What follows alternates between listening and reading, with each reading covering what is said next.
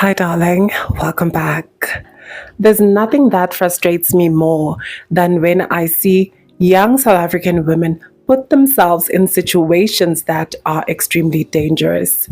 In a country like ours, where there's GBV stats, there is femicide stats, and unemployment, I don't understand why some young women take such alarming risk. It's extremely heartbreaking and frustrating whenever I hear stories of women who put themselves in dangerous situations. And this is not victim blaming, but we have to talk about this. This has to be said.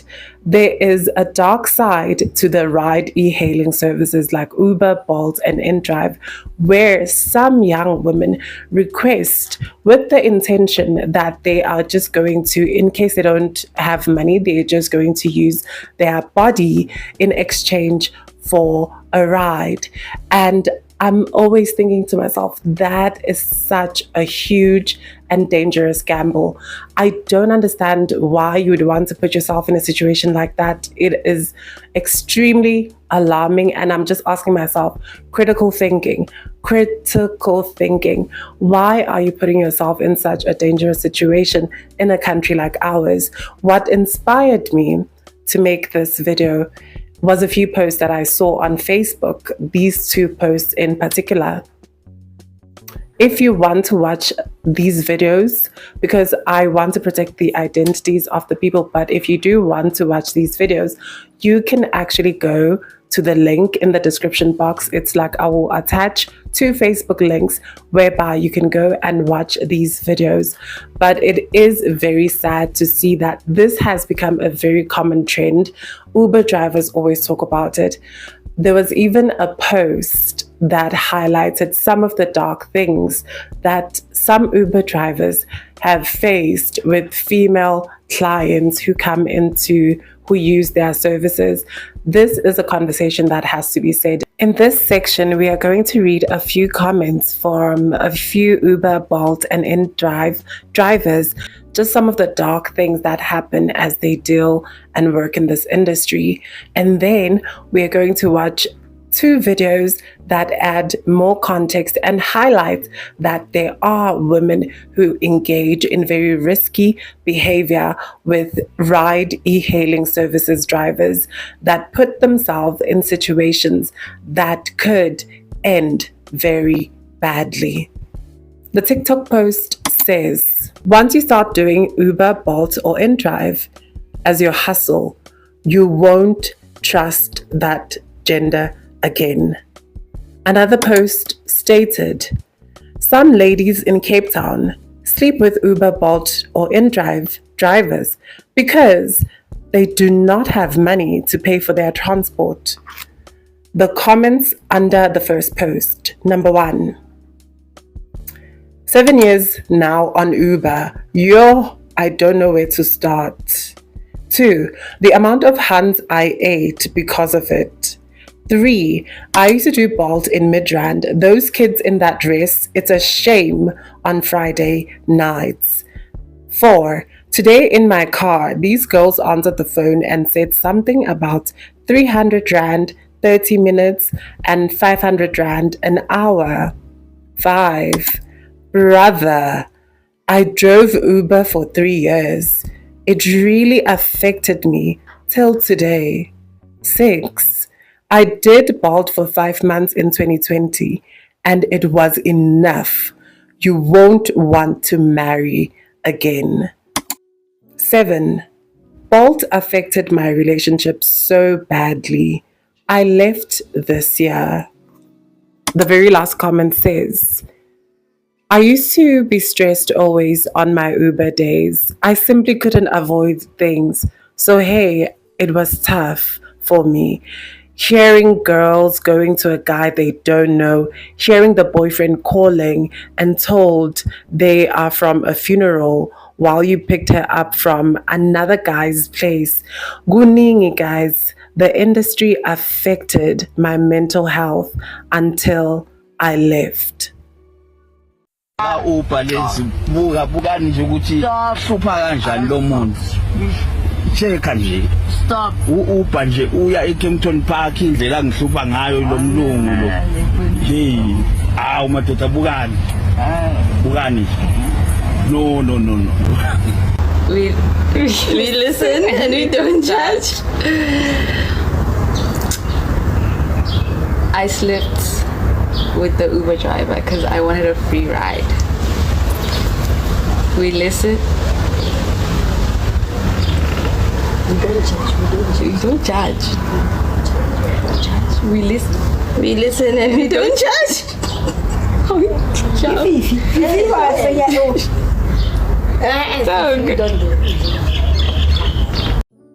These comments and videos highlighted two key things for me: that there are women who cheat as much or more than men as well. The other point is that there are women who engage in a lot of transactional relationships. And I'm not saying every single woman engages in transactional relationships. It's just that these particular drivers have been exposed to a certain demographic of women who engage in maybe transactional relationships and some forms of sex work. So why do I say this? I say this because it's connected to the fact that it is no surprise that women who engage in these transactional relationships would also engage transactionally when it comes to paying for their rides. I am not shocked, because if you've been engaging in certain relationships with men, I think to a degree you become desensitized to certain behaviors. You become desensitized to sexual activity. You don't have as much of inhibitions because you've done it before.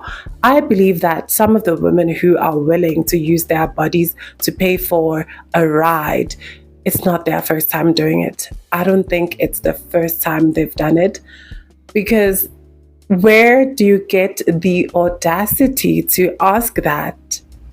That for me is scary. That's when I realized, like, some people are very brave, some people are willing to do the most, and it makes me realize we're not the same as people. Some people truly are audacious. Some people truly are careless about their own lives and own safety. My biggest worry when it comes to this situation, especially for these women, they don't realize what they are doing. And I don't mean in the sense that they don't know what they are doing. They don't realize that as you engage in these type of interactions, you are not a girl's girl. You are not.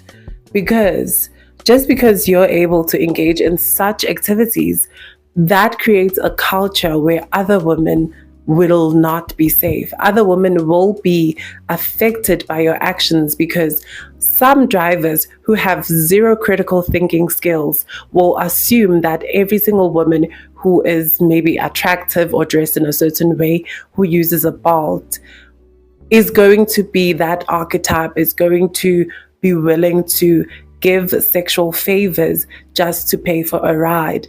They might even get sexually harassed. We already know that some drivers, there are cases where drivers have sexually harassed women.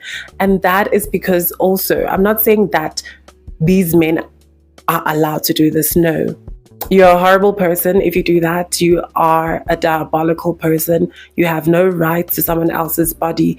But we have to be also cognizant of the fact that the women who engage in willing to giving their bodies just to pay for a ride, it makes other men think that all women are open to doing that things. It creates a warped perception of these women. And I'm not talking about every single driver is like that, but there are some men who don't think properly. There are some men who have very criminal minds and will think you are the same as all the other women. That's why I'm saying these girls who participate in this behavior are not girls, because you are creating a stereotype of certain women who might be using these balls, certain women who dress a certain way. There's going to be a perception that, oh, this is the type that's willing to do this for a ride. Are we not scared of diseases anymore? That's the question that I just have. Are the girls not scared are these women not scared of catching something? Because this is a random driver, and also the driver is an idiot because if he's willing to participate in that behavior. But I'm just saying, like, are we not scared? I wish we could bring back Soul Buddies, Soul City, Intersections, those early 2000s shows about STIs, HIV, that used to instill a level of fear. I think we need a bit of fear and shame. The chances of that driver having protection are, it's a 50-50. You don't even know. So I am going to conclude that probably if they engage, if the driver is also willing to participate, they probably don't even use protection. What about pregnancy? What about your body? What about your own physical safety? Do you not care? And I'm talking to these women who do this. It's not every single South African woman, but there is a group that exists that is willing to do this and has been doing this for a while. Because you can't tell me all these men who are having these experiences are just lying when they're in different parts of South Africa and they all seem to have similar stories. There's even video evidence that I have linked in the video that there are young women who are willing to take a risk and take a Bolt or an Uber without money. And I'm not going to let the drivers off the hook. Because I feel like you, as the driver, you should be focused on your business. If you are those drivers who participate in this trade, this sexual transaction, you are also very much part of the problem. Because do you care about your bag? Are you serious about your business? Are you serious about providing for your family? Because also, if these drivers who do participate in this, they're obviously, if you're carrying something from these random girls you meet and you're taking it to your wife or your girlfriend at home, you don't care about your bag. You're just taking a risk. Because I know for sure that not all of these men refused these offers. I know that not all of them refused, because I'm pretty sure there's some who did take these offers, because it is a thing. I remember even in varsity people talking about these things. And I'm just like, why? Why do that? Are you here to make money? We have unemployment. Make your money, go home. And don't take, the only advice I would give to the drivers, at least don't take cash trips. If that's going to be a preventative measure, don't take cash trips from anyone. Take card trips. And I know that's going to affect your bag because some customers will carry cash. But if you want to avoid situations like this, I would just say maybe don't take cash trips. That could be an option. Or don't take cash trips from women. I don't know, that could be a solution. But because we are in a country that has so many issues, and these things are exacerbating an already toxic situation. We're already dealing with unemployment. We're already dealing with people with a lot of mental issues. We're dealing with GBV. We're dealing with women who are getting unalived. And there's women who expose themselves to these situations. What if you get to these women who participated in this? What if you get a driver who just doesn't care about your life or his own life and does something out of anger? That is where it just scares me and it breaks my heart, because why would you do that? Why get out of the house without money? People don't realize that this behavior, even if it's a small percentage of people who participated, it is obviously affecting both the men and the women. When it comes to the women, this thing is affecting women because it means that the other women who are going to use these services are not going to be safe as well, because some drivers will take advantage of that. As much as you think people are not capable of it, there are people who are capable of things that are diabolical. So this is putting other women in danger because of these women who participate in this transactional trade, in this transactional intimate exchange. You're putting other women in danger who are using the same services. For the men, obviously you're affecting your bag. You're an idiot because you're affecting your bag. You are also exposing yourself, maybe your girlfriend or your wife, to diseases. And you're realizing that as I was reading these stories, these comments, this is affecting men as well mentally, because now they have trust issues. They have issues and they have trauma when it comes to relationships. They perceive women in a certain way because of what they've seen. And the thing is, not every single woman is that type of woman that they meet in these cars. But unfortunately, that has become the perception that they have because of this particular experience. And it's also realizing that this behavior for some men creates a certain level of frustration or cognitive dissonance and fragmentation of their ideals of women, because for a long time the stereotype is that women attach emotionally to sex, and women who engage in this behavior break that stereotype apart, which can affect your perception of women. You won't think they are these innocent beings that you are used to. And this is not to say all women are like this. Like, we use these things to become the rule, but they do end up having a bigger impact, because now some of these men are talking about they'll never marry again, they'll never do this, they don't trust women. And unfortunately, everyone has trust issues, because I do believe even these women who engage in this will have trust issues, because if you experience men willing to sleep with you that easily, you probably think your boyfriend is doing the same thing. You can't think your boyfriend, you can't have a rested mind. Knowing you've done that, you probably also feel to a degree that your boyfriend probably engages in similar behavior. Even if he's not a driver, he probably also maybe can, because you've been operating in such a way that you're so used to men giving you things for your body that you probably think maybe your boyfriend, your partner, can be easily tempted as well to participate in these behaviors. It creates a negative perception of both men and women. Also danger, also diseases. My advice is, and I feel like this is common sense. But if you're going to go out, make sure you have extra money. If it's some guy, I don't know, you don't know, because I can't tell people what to do. People want to date. How are you going to meet your boyfriend, your potential husband? People are still going to use these platforms, these Ubers and all these things to meet these men. If this guy's going to request for you, tell him to use his card. Put his card on the details. If he's not going to put his card, don't go. Also, bring your own money. You are not missing out on anything if you cannot afford an Uber. You just stay at home. For your own safety. I don't like seeing the increasing numbers of women appearing on these pages like Women for Change.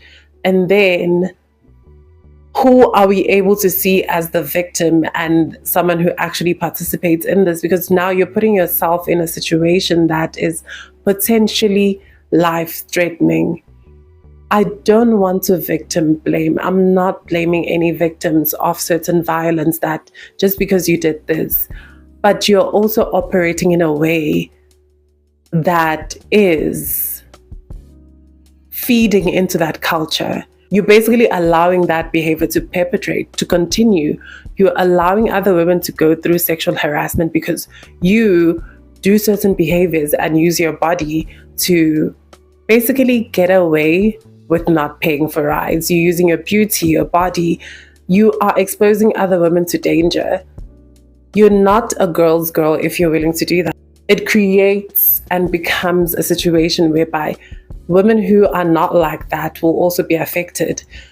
I just believe that there's certain behaviors that I'm just like, are beyond my scope of, I don't know how to explain it, but they're beyond my abilities. I don't know how to leave the house without money.